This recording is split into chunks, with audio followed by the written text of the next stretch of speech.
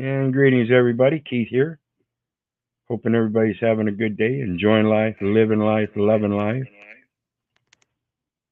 Got to remind you, hit that like, share, and subscribe button. And there's a PayPal link down there for anybody that wants to share some love. And of course, the StreamYard link is down there for anybody who wants to join the panel. We got Iman with us tonight again. How you doing, sister? You're muted. You're muted, sister. Forgive me, brother. I'm in a darkened room. I'm doing some work. But I'm here with you. You can kind of see my. Yep, we can see you fine, sister. Okay. Love you, brother. I tell you, I love you so much. I got a question for you when you get started. Go ahead. We can start with the question. Yes, the question that I wanted to talk about. Remember, we talk about the act of God? Yep, alone.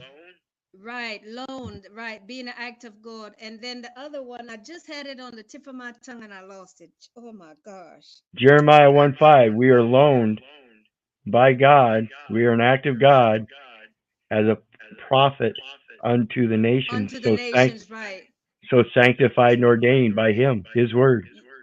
You know what? When you stay talking, that other one will come to my head because I was just getting ready to ask you that other question behind that, and I just had a brain fart. But keep it moving, brother. I just love you All so right. much.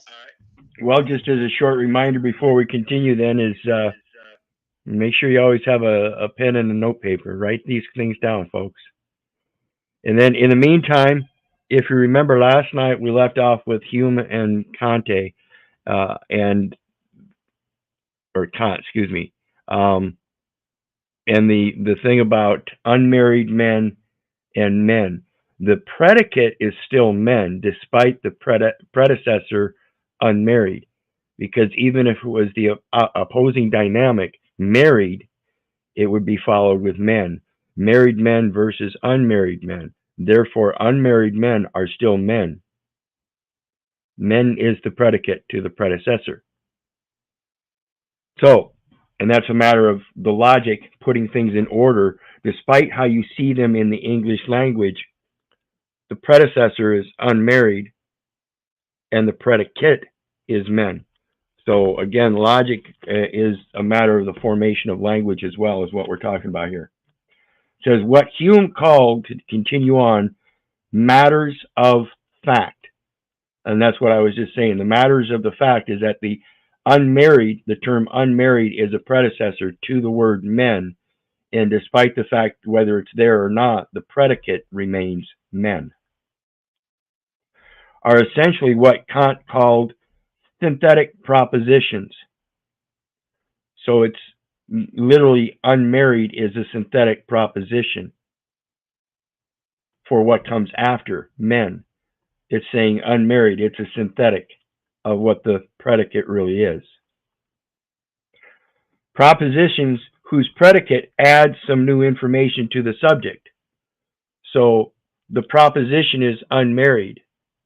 The predicate could add new information to the term unmarried, because in the term unmarried, again, with the opposing dynamic is married, and in that you marry what? You marry two opposing dynamics, male and female, or positive and negative, depending on what venue that we're talking about. In this unmarried men, the opposing dynamic would be woman, and therefore the proposition is unmarried, and the predicate then changes to women.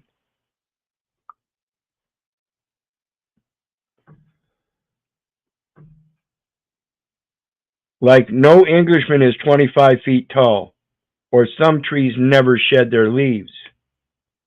And these matters of fact, according to Hume, could be known only by sense observation.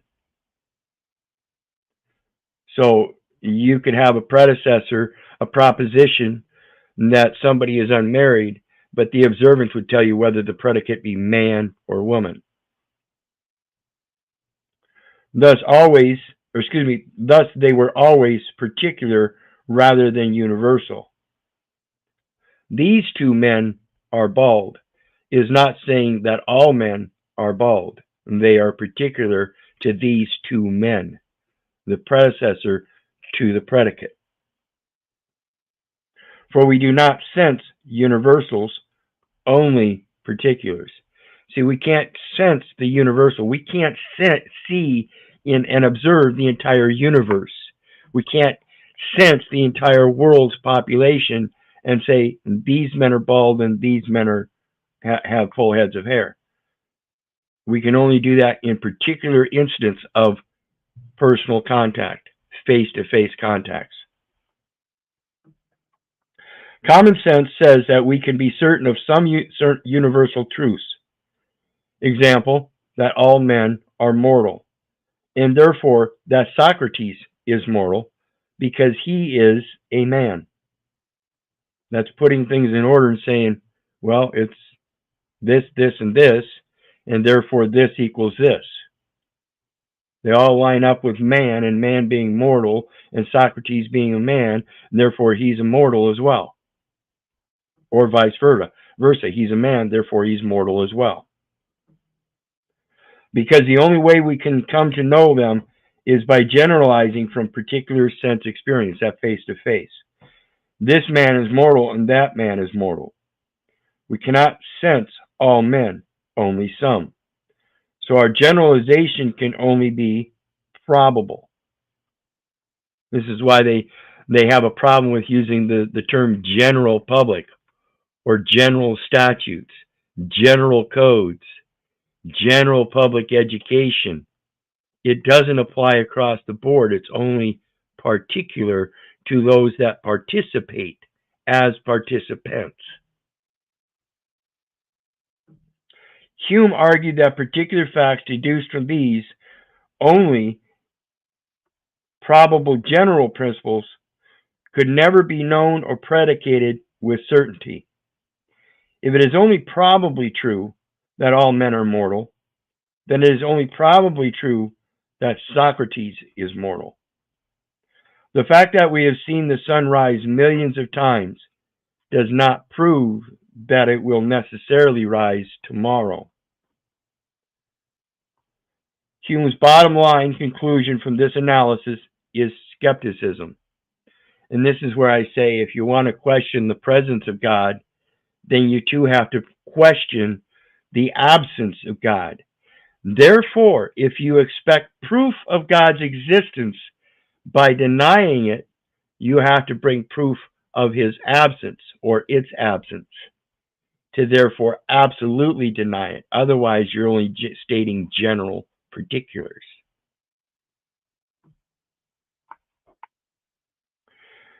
There is no certain knowledge of objective reality, matters of fact, because again, we can't meet every person and do a consistent poll to determine that democratic value of the numbers as to which is more certain.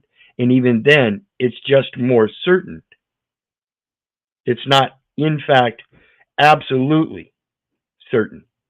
It's got a likelier probability than an opposing value. We have only probable knowledge of objective knowledge. Even scientific knowledge, Hume thought, was only probable, not certain, because science assumes the principle of causality, and this principle, according to Hume, is only a subjective association of ideas in our minds. This is why they have to put it in practice in science, and in that practice, it has to be repeatable, and so repeatable enough that it's more true than it is not, and that is taking on the greater probability. Because we have seen a constant conjunction of birds and eggs, because we have seen eggs follow birds so often, we naturally assume that the bird is the cause of the egg. This is the philosophical question of what came first, the chicken or the egg. But we do not see causality itself, the causal relation itself between the bird and the egg. And we certainly do not see with our eyes the universal principle of causality. So Hume concluded that we do not really have the knowledge of objective reality that we naturally think we have. We must be skeptics if we are only human beings. This, I think, is why Jesus went around questioning things. Goes on to say, it says, Kant accepted most of Hume's analysis, but said, in effect, I can't accept your skeptical conclusions. He avoided this conclusion by claiming that human knowledge does not fail to do its job because its job is not to conform to objective reality, i.e. to correspond to it or copy it. And this is why I say I think everybody needs to understand logic and reason so they can develop their own philosophies. I think it's important that we as individual beings, independent beings, learn how to create our own philosophies, because no matter what our objective view, we can't get that certainty. So we have to be able to use our subjective views and create our own philosophies that align with that objective view on the majority scale. In my opinion, of course. Rather, knowledge constructs or forms reality, as an artist constructs or forms a work of art.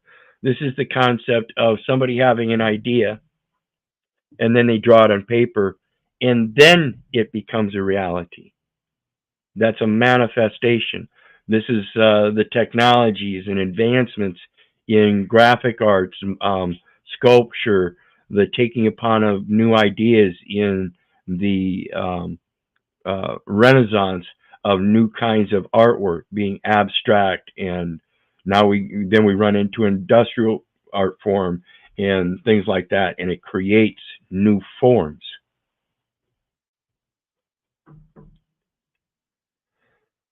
The knowing subject determines the known object rather than vice versa. Let me read that again. The knowing subject determines the known object rather than vice versa. Again, that's that ability to create and advance through our technologies and our arts and our expressions, and creating all these nice comforts and convenience through that technology.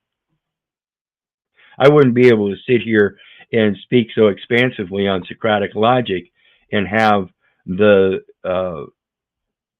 simulation of face-to-face with other people around the world if it weren't for this technology. I would be limited in scope to my local area and doing it physically face-to-face in other forums for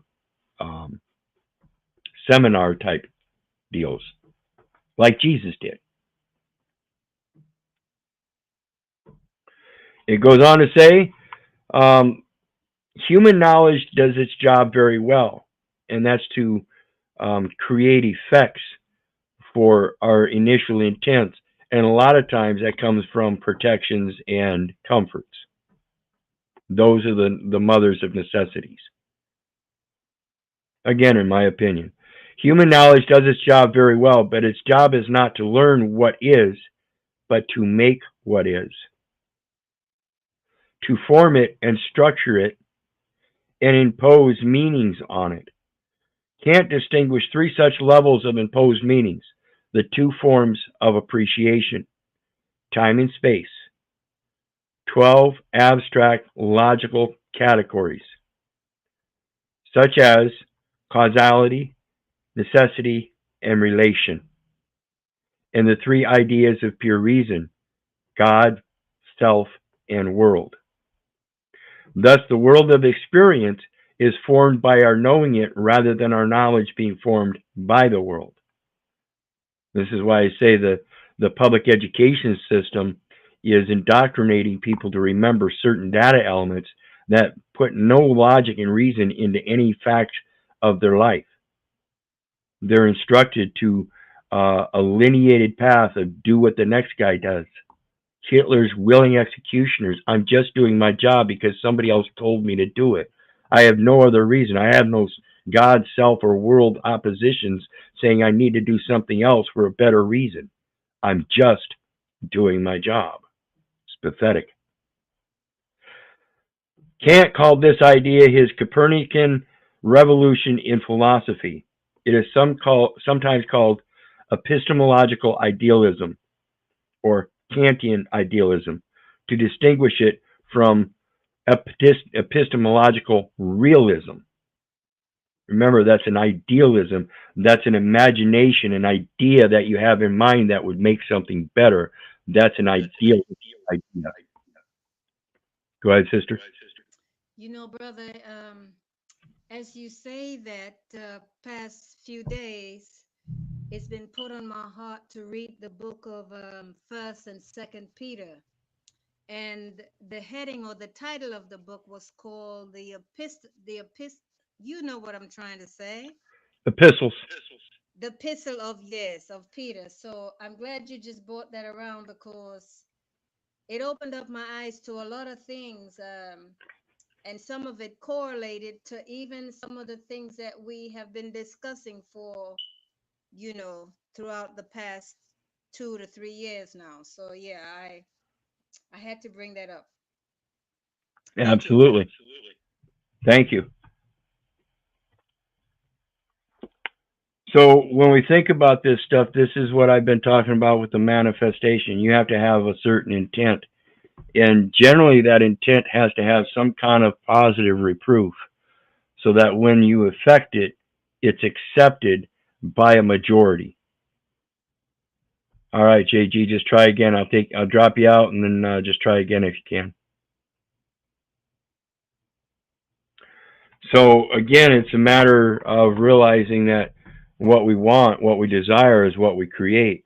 So when we recognize this world for what it is, and we're partaking of all these conveniences and stuff, that's what we desire. That's a want. That's not a need. That's a comfort and convenience. And we really need to understand the base roots of why it's there, and then learn how to use it appropriately according to need. So it goes back to that following what everybody else is doing. Do we really need our 5-year-old children running around with iPads and stuff so that they can learn technology that young? Or do we need to teach them a spiritual realization of what it's used for? And I think that's, again, a part of that public education system that seeps into our life because of comfort and convenience of somebody else teaching our children. I urge everybody to get back to the spiritual foundations of knowledge and teach them that first. Putting things in order. Logic and reason before philosophy, before theology. Well, brother, when we put those things into logic, and like you said, to make sense of it, we have to understand a want. Is a want a diminished capacity? Is a desire a longing or a need for something? And what is a need? Yes, and I think we have to go through those things. Yeah, and I think that's a big distinction to make nowadays in these modern conveniences. People think they need things, and really it's actually just a want if you step back and look at it. I don't need a phone. I don't need this laptop. It's a want. I don't need to be doing this way. Like I said, if I wanted to turn around and go back to the natural course of it, I would stick physically in my local area and do those seminars at the library every so often in their meeting room. All I got to do is set up an appointment to use it and let people know what I'm doing, and they will show up. It's that simple. This is just a different forum to do so. So it goes on to say, epistemology is that division of philosophy which studies human knowledge or human knowing. The term epistemological idealism is sometimes used in a different way to mean the belief that ideas, rather than objective reality, are the objects of our knowledge. And this is kind of like dismissing what people call the Akashic record or things like that, things that we supposedly have an inherent knowledge of already, that intuition. And I think that's a bad perspective. And I can't say that's what's happening here, but that's what it seems like to me, is that he's trying to dismiss the intuition that I firmly believe everybody has.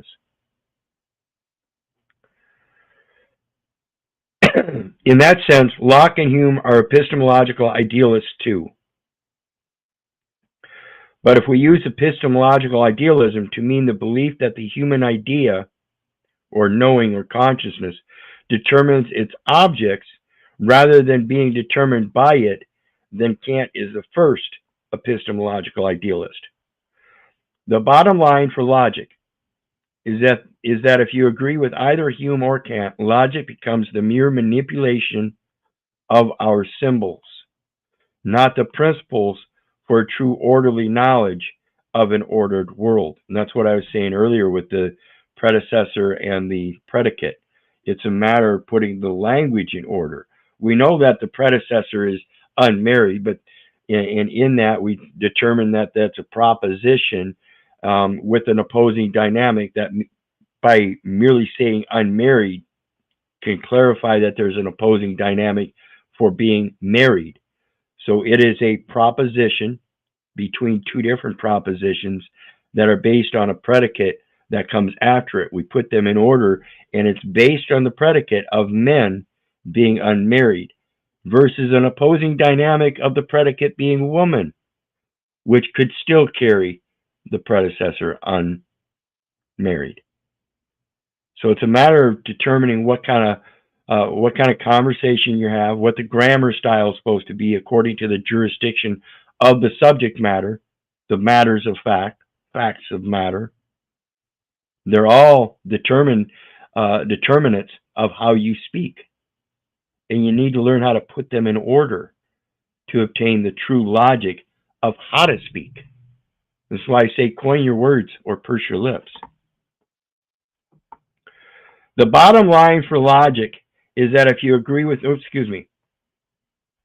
for instance, according to epistemological idealism, general categories like relation, or quality, or cause, or time are only mental classifications we make, not real features of the world that we discover. So in that we have categories like relations, which have different qualities that are caused by different amounts of time while involved in that relationship. So I might have a different quality relationship with my companion, obviously, than I would with some bum that I meet on the street. They have different causalities, they're different relationships, and so it's a matter of putting those in order to keep an order in your life so it doesn't become chaotic. You don't start paying more attention to the bum on the street than you would your companion. That's logic. So there comes an order automatic that you put in place of the chaos.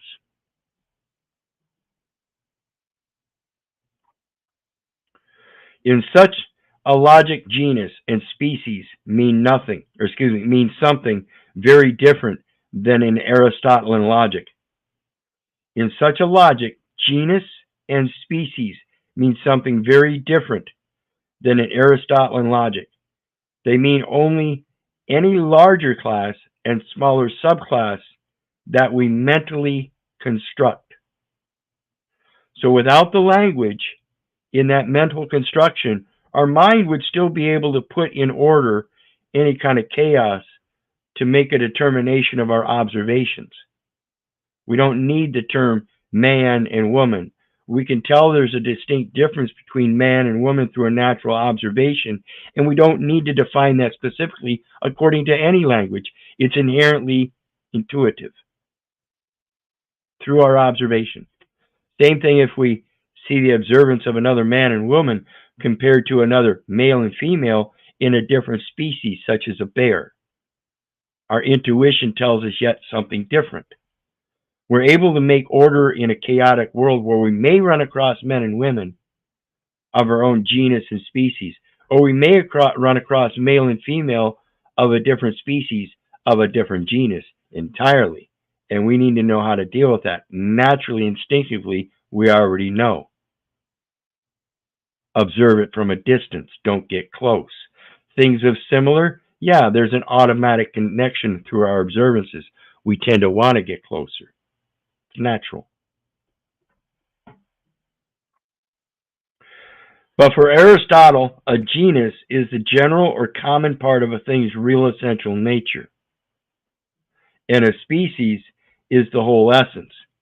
So the general nature of life in animal form is to breathe oxygen and stuff. Insect form is still to breathe oxygen, but it's in a different form. They don't have lungs. They have tunnelways or cavities that air goes in and out. Same with fish. They don't have lungs. They have gills. So the concept is still there. There's still an order of how life goes, but there's a total different genus and different species within those genuses. Another place where modern symbolic logic merely manipulates mental symbols while traditional Aristotelian logic expresses insight into objective reality is the interpretation of a conditional or hypothetical proposition, such as, if it rains, I will get wet. Aristotelian logic, like common sense, interprets this proposition as an insight into real causality. The rain causes me to get wet. I am predicting the effect from the cause. But symbolic logic does not allow this commonsensical realistic interpretation. It is skeptical of the naive assumption of epistemological realism, that we can know real things like real causality, and this produces the radically anti-commonsensical problem of material implication. See, it's not just rain that gets you wet. So trying to state something in logic like that, even though it makes sense, it's not the only reason why somebody would get wet. Besides epistemological realism, Aristotelian logic also implies or implicitly assumes metaphysical realism. Metaphysics is that division of philosophy which investigates what reality is. Epistemology is that division of philosophy which investigates what knowing is. So those are two dynamics that it takes to create a logic within oneself. You have to have a knowing by observing, and what you observe has to be real. This is why it's easy to determine some people that are just delusional. You can clearly state or see that they state things that just aren't true, and they will stick to them. That's delusion. They like to lie.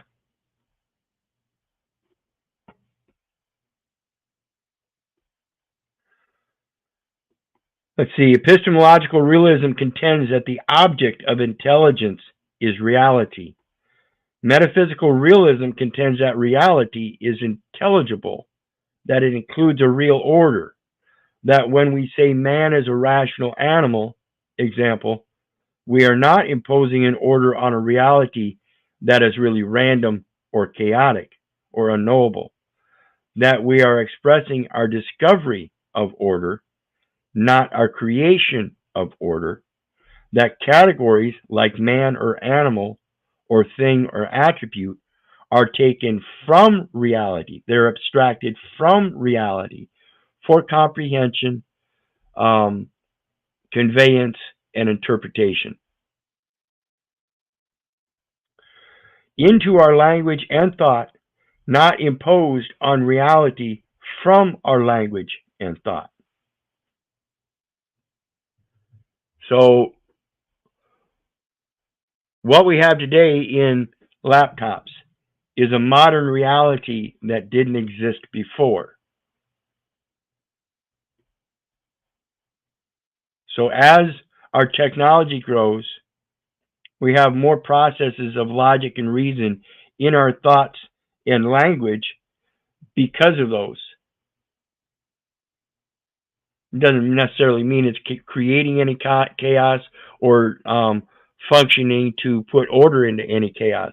It's just showing the attachment of logic and reason as modern technology advances, and that it too is in order.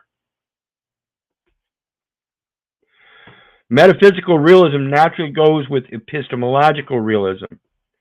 Technically, metaphysical realism is a belief that concepts correspond to reality, that things really have common natures, that universals such as human nature are real and that we can know them. For instance, it's human nature to eat. Obviously, that's so objectively viewable that even though it's particular, we could hang around somebody long enough to particularize it for everybody we meet. But that doesn't mean that everyone we eat, we observe eating. Objectively, we know they must.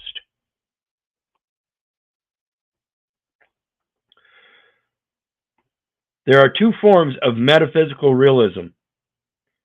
Plato thought that these universal were real things in themselves, while Aristotle thought, more commonsensically, that they were real aspects of things which we mentally abstracted from things.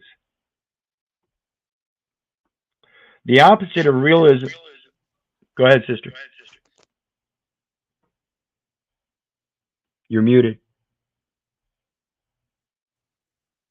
As you were talking about eating, I was thinking about in my mind about knowledge. You can absorb knowledge in the form of um, ingesting the knowledge outside of just taking it in. If you're going to masticate food in your mouth, so if you ingesting knowledge within the brain, that's a different type of eating or taking in of knowledge. I yield. Right, and that's why I say it. I love using that adage of feed a man a day fish. You feed him for a day. If you teach him to fish, you feed him for a lifetime. But the true meal, as we're discussing here, then, is that he gets to teach the next people. And that's the true essence, the true nutrition of that lesson is to be able to teach it to somebody else. Great point. So let's continue on. And it says, the opposite of realism is nominalism, the belief that universals are only made or man-made nominee names. That's why I tell people it's all about that name, that ad hominem. Shut off that ad hominem, get back to the adjective, which is real, and the noun is reality. When you understand the language, how to put it in order, you understand how to observe what is real and express that reality as it particularly relates to yourself. You can't sit there and say that it specifically applies to anybody, though generally it may. So again, it's a matter of comprehending the language, how you use it with logic and reason to express yourself in your reality. Because that's all you can do. Nobody else can express your reality. Even the guy next to you in that same reality, he can't express your reality. He can only express his reality. So the nominee, the name of things, is the most important element in your expression. Make sure you clarify it succinctly. William of Ockham, 1285 to 1349, is the philosopher who is known for the Occam's razor. No, maybe not. I'll have to look at that. It's got a different spelling. I'll have to look at that. Let me retract that. Is a philosopher who is usually credited or debited with being the founder of nominalism. Aristotelian logic assumes both epistemological realism and metaphysical realism because it begins with the first act of the mind, the act of understanding a universal or a nature or an essence, such as the nature of apple or man. These universals or essences are known by concepts and expressed by what logic calls terms. Then two of these universal terms are related as subjects and predicates of propositions. Example, apples are fruits. or man is mortal. They're simple noun phrases.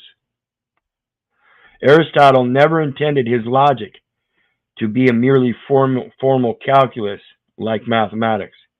He tied logic to his ontology, metaphysics. Thinking in concepts presupposes that the world is formed of stable species. See, that's an important part right there that I absolutely agree with Aristotle, is that we can't think in terms, words, conditions. We have to think of things in concepts, the whole idea of the thought. Because when we try to start thinking about things in words alone, then it becomes the word that defines the idea. Just like it was suggesting earlier, there's an inconsistency in philosophies in that. The order of the logic sometimes doesn't really fit with a philosophy, so you have to look at the philosophy first to see if it's capable of logic. And with that, let me see here. Let me make sure. No, we better keep going. I guess I got another page to catch up. I don't want to cut off too early. So let's continue on with the symbolic logic is a set of symbols and rules for manipulating them. This is why I say the English language is so beautiful. Now that I comprehend it more, that's exactly what the English language is. It is let me read that again. Symbolic logic is a set of symbols and rules for manipulating them without needing to know their meaning and content or their relationship to the real world, their truth in the traditional, commonsensical sense of truth. This is why I urge everybody to understand that definition of legalese and how it makes a paragraph sentence. Whereas here we're talking about a man is mortal or an apple is a fruit. Those are short noun phrases that help us understand our lives much better if we start learning how to use them instead of trying to sound all great in our language. I will never forget the day that judge sat on that bench and asked me, "Do you understand English?" And I said vehemently, as the young man that walked around with dictionaries in my backpack all my life, "Yes."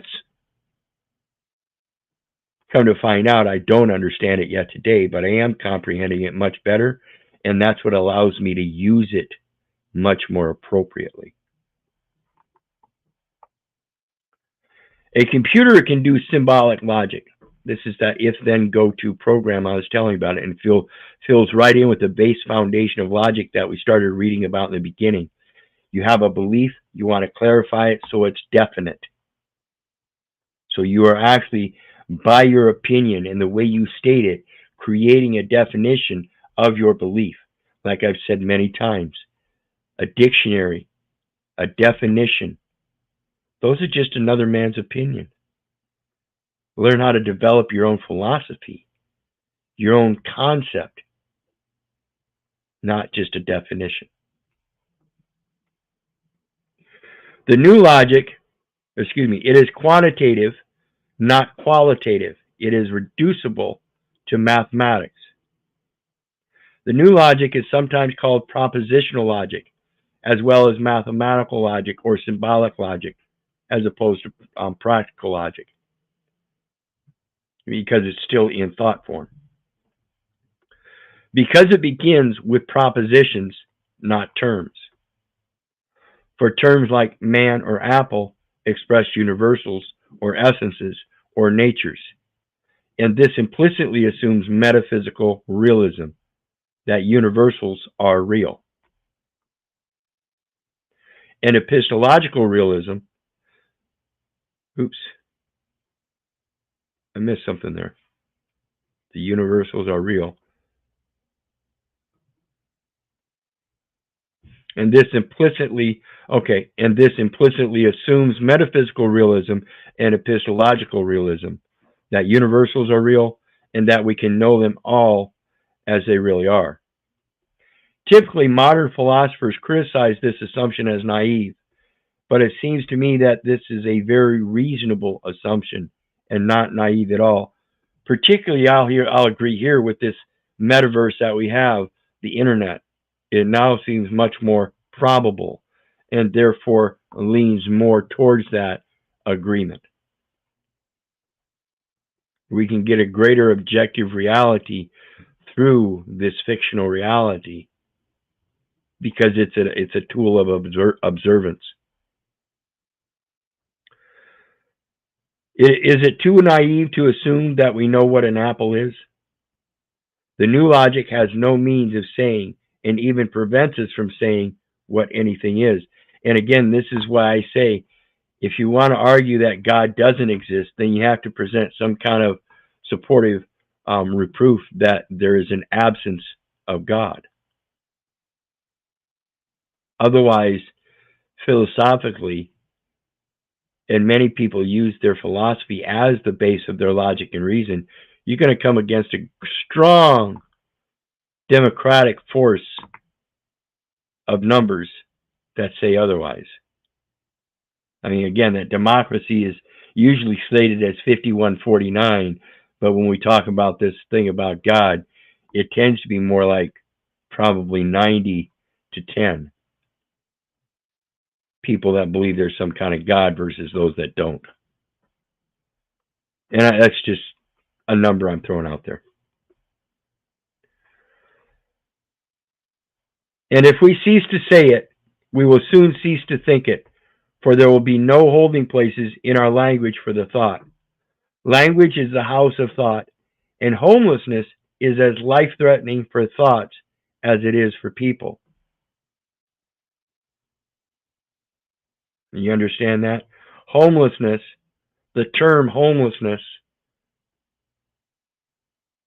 if you imbue that in your philosophies of life, could potentially, because of what we were talking about earlier, thought makes that real, you could potentially find yourself homeless.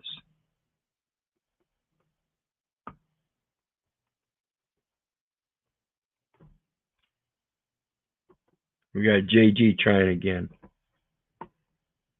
We're going to add him, see if he can come in. Meantime, I'm going to continue on. We'll pay attention. It says, if we should begin to speak and think only in nominalist terms, this would be a monumental historic change. It would reverse the evolutionary event by which man rose above the animal in gaining the ability to know abstract universals. It would be the mental equivalent of going naked on all fours, living in trees, and eating bugs and bananas. Could monkeys have evolved by natural selection from nominalists? That's a pretty good question. While it may be extremist to suggest it, such a mental devolution is not intrinsically impossible. That's why I speak on the strength of this nation as being so almighty and powerful, yet it's got a reading comprehension of 7th and 8th grade as an average. I find that quite idiotic. To think that this nation is so mighty and powerful based on that, I think there's a serious problem. Already, internet logic, or the logic of spontaneous association by keywords, is replacing genus and species logic. This is why it's so important. Again, coin your words or purse your lips. If you don't understand the terms you're using, the logic program on this internet is a blockchain, and it will create a title that comes right back to you. So if you do happen to make some kind of stupid terroristic threat, they're going to come get you. It's that simple.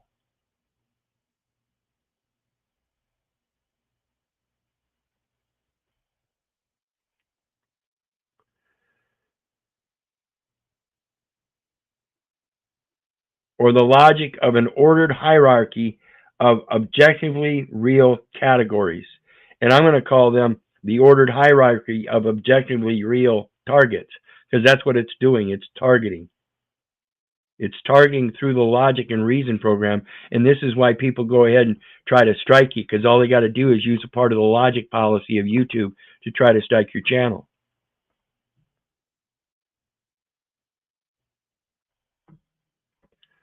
Been threatened many times. Ain't happened yet, guys.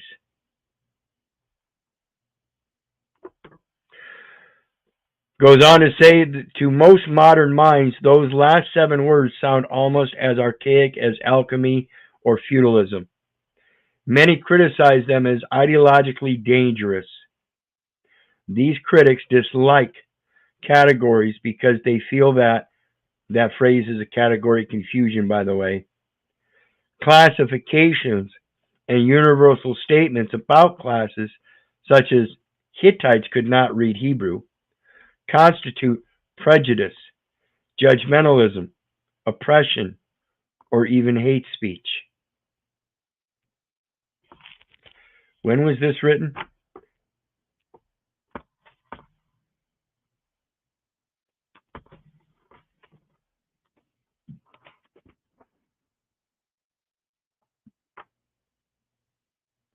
(2004). So 20 years already. 20 years already they've been talking about hate speech in this technology. 2004. 2006 came the Electronic Record Act. Logic and social change are not unrelated.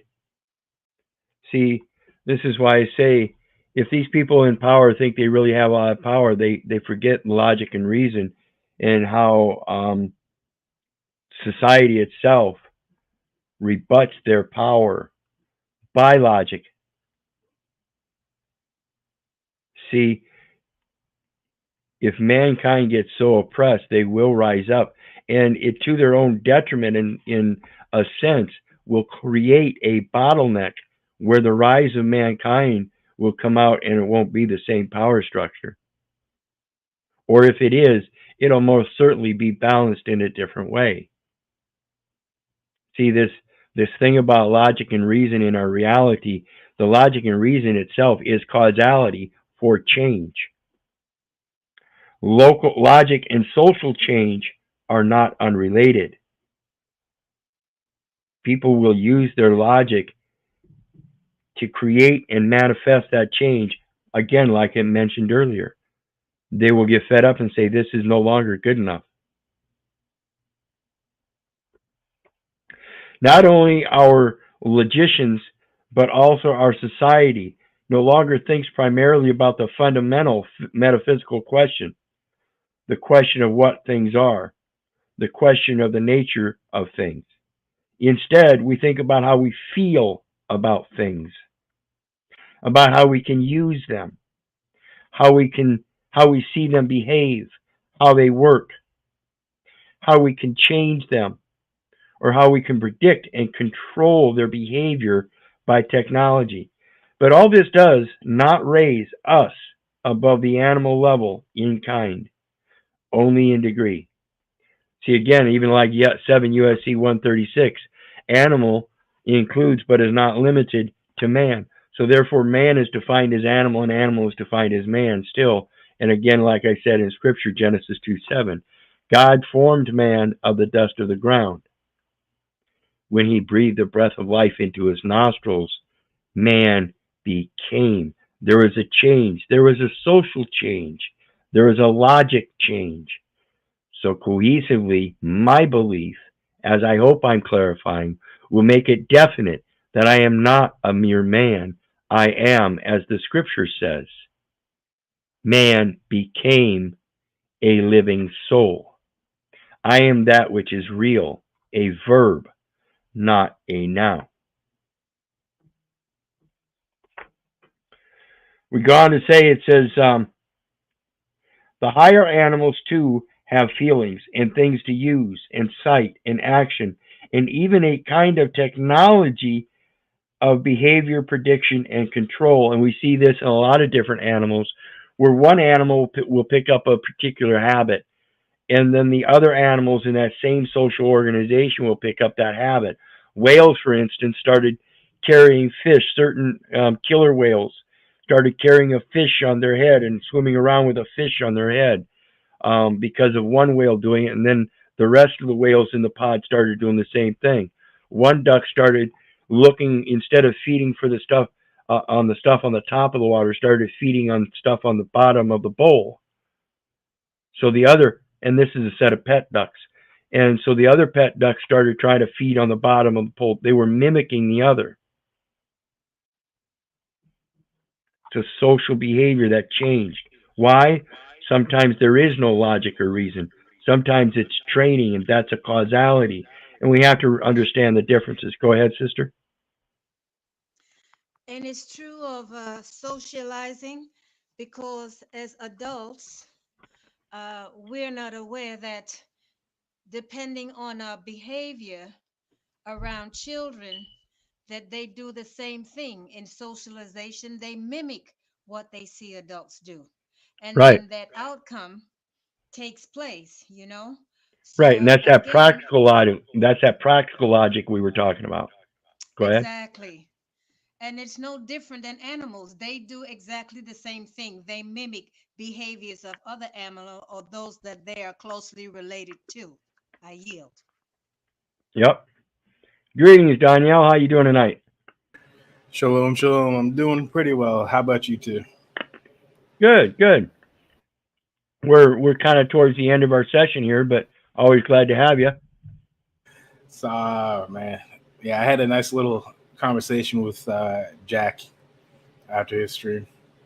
Oh yeah, Yeah, went nothing pretty bad. good, I guess.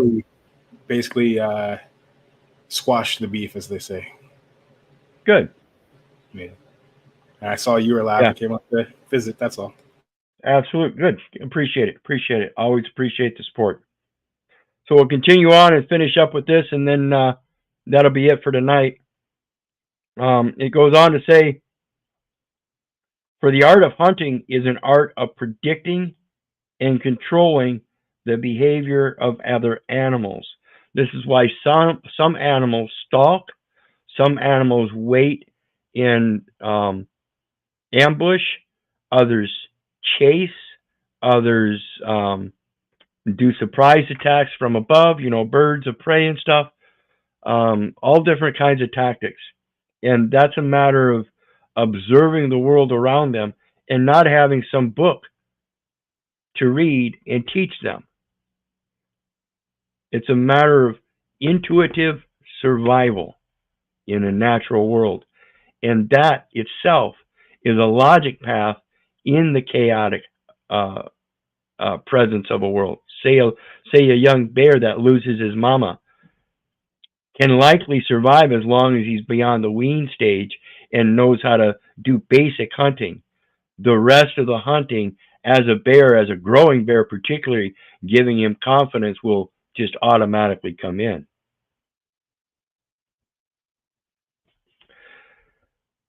What do we have that no mere animal has? The thing that many modern philosophers vilify: abstraction. This is being able to take our observances, think about them cohesively, and then abstract the information in a conveyance, or express the information in a conveyance that we abstracted from a source and resource it, hopefully to the contemplation and comprehension of the other party for whatever desired effect. Isn't that also the same thing as the consciousness? Yes, Knowing what's right and wrong? yes. And that's part of what we're talking about is here we have this conscious ability to say things, but somehow that's not good enough because we run around babbling. So it goes to the logic and reason of what we say, and that's not necessarily causality. It's what we say is the causality. It's our thoughts and stuff that cause things to happen and manifest. And that's what we need to get, I feel, I need to try to get people to understand is that we're thinking things all backwards. We've been taught this, remember this and remember this, and nobody's ever been taught logic and reason. So we have to understand what we're doing is causing things. And what is the causality of that? is the chaos in our logical choices in the past. Is it really logical to make a false claim? No. Well, what are you saying there? Well, I'm saying a lot of people are making false claims, and logic and reason says that they don't know they're making false claims, because if they did, they generally don't. So, well, what's the false claim? Resident, United States citizen, simple things like that. Well, what's the big deal? You'd imagine it encompasses your entire life, because you're the one making that causality by using a presumption of a term that you don't know. If you did, I'm sorry. If I'd have known that when I was 18, I'd have never signed up for it. Don't know what you're doing. So it goes on and says, we have the power to abstract and understand universals. This is like saying, okay, we experienced as a group of people that we got too close to Mama Bear. Mama Bear got mad and killed one of our tribe members. So objectively, we can determine that in the future, if we run across another bear, universally, we better stay away from that bear. It just seems wise. And it only took that one instance. And the whole tribe remembered it. The whole tribe will have a oral tradition to talk about that and express that of what they have abstracted from their observances. And generally, it'll become intuitive and instinctive among a general class of people. That's how logic works in our practical lives. That's what it says. We already use logic and reason in our lives and don't even realize it. It's already there. But people have gotten away from the foundation of that, of using that as their way of living. This is the thing traditional logic is founded on. And this is the thing symbolic logic ignores or denies. I'm just doing my job. That's ignorance and denial of something greater. Pure and simple. And that puts an end to our reading for tonight. So again, it's a matter of contemplating that predecessor and predicate positions in putting things in order. That's what logic is about, is putting things in order. Whether it be a mathematical equation, whether it be a natural observance in life, whether it be a language on a document in front of you, it's a matter of being able to have the patience to observe it for what it is, abstract for the reality of it, and then put that forth as the truth.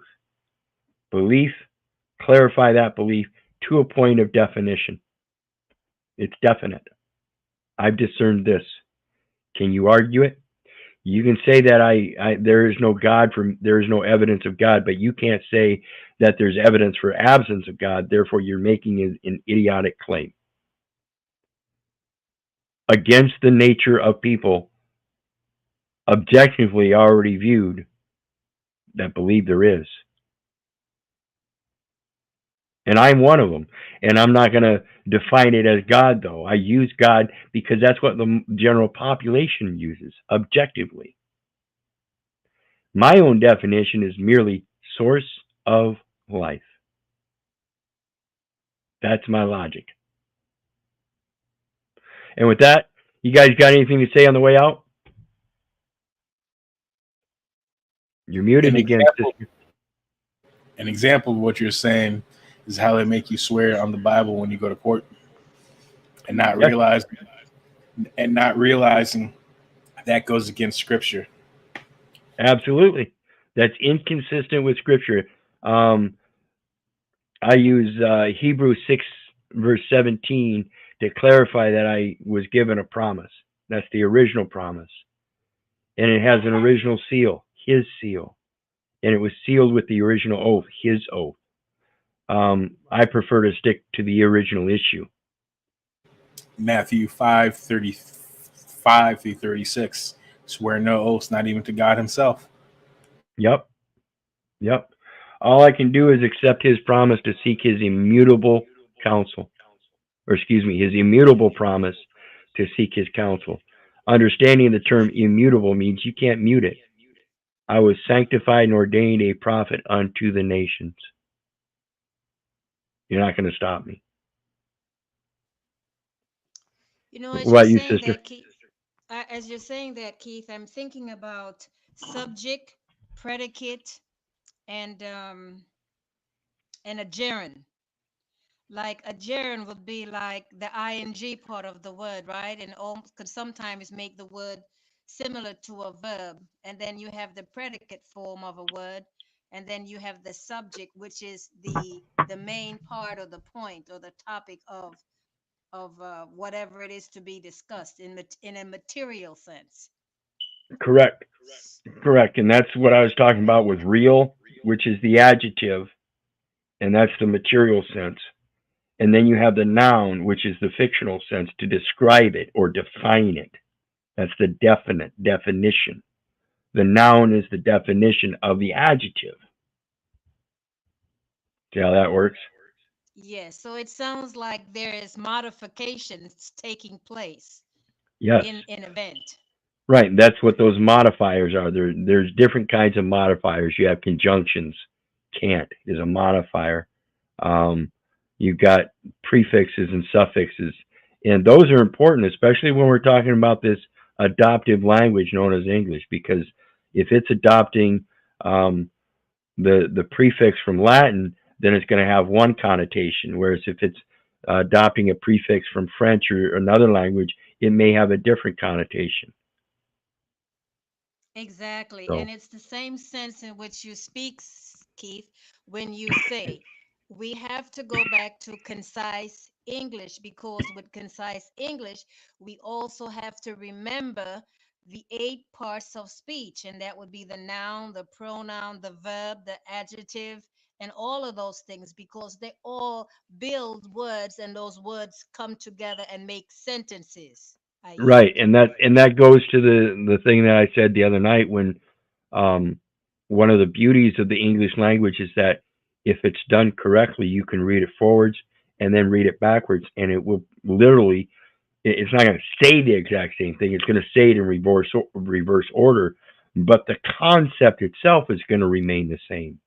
The idea of the sentence is going to remain the same. So with that, um, hey, thanks for stopping over, Leroy. I appreciate it. We got probably another maybe 5 or 6 parts to do. I'm just doing the introduction to it's Peter Crete, Socratic logic, and I'm just going through the introduction, and I hope you enjoy the first 6 parts, um, or excuse me, first 5 parts leading up to what we've got today, because I think you'll find that the logic pattern that we're talking about, the very logic process, the logic of putting things in order, I think you're going to be able to see that my line of thinking has been right along with this logic pattern ever since I was a little kid. That's why I've had a problem with society, um, not understanding where their logic comes from, because it's not actually logic. There so many people I've noticed all my life just doing my job, and in just doing their job, that is the causality of a lot of the issues that we have. We are literally Hitler's willing executioners. And if you go back and see, I did a series on Hitler's willing executioners as well. Another fine book I've got. Um, but that's the whole thing we're talking about, is this insanity of people not being able to use simple logic to help themselves in their own lives by realizing it should be natural. You should be able to make natural choices that are good for you by simply using reason and logic. Get out of the fear that says you have these choices. Get rid of those choices because they're not natural. They're corporate capitalist choices, And in pure those and simple. choices, and in those choices, Keith, one has to remember when it tells you that a majority of the words that they utilize in legality or legal sense or in legalese, they're based on nouns. And it tells you a noun is a person, place, or thing. So then we have to logically ask the question in our mind, are we those things? Right, and that's why I point out the Fourth Amendment. If the people have a right to be secure in their persons, houses, papers, and effects. We already know we are not the paper. We already know we're not the house. Therefore, the persons and the effects in that same category means we are not the person or the effects. They are extensions of us. It's a very important concept. And again, that's one of those things I think if people really get back to the logic patterns, they will be able to better stand up for themselves, better be able to enforce their own rights, because it comes down to the simplicity of reason and logic. Does any man really have authority over another man? Objectively, around the world, it will be heard, no. Particular cases may be said. Yes, there are people in prison that have committed terrible crimes. Okay, I agree. But objectively, on a larger scale, the democratic scale, the majority of people do not. They are, in fact, self-governing. They only take upon a governance because of convenience and comfort. Therefore, through reason and logic, of course it'll be a harder life. But don't you think it would be a better life? That's the issue. The wants and desires, the conveniences that make that life so comfortable. Anyway, with that, if you guys have anything else to say before we head out, now's the time to say it. You I'm guys good, have a brother. good I night. thank you. All right. Appreciate it. You guys have a blessed night. You too, brother. And with that, folks, you know me. I love you, but I don't give a rat's ass whether you love me back. So may God bless you and have a good night.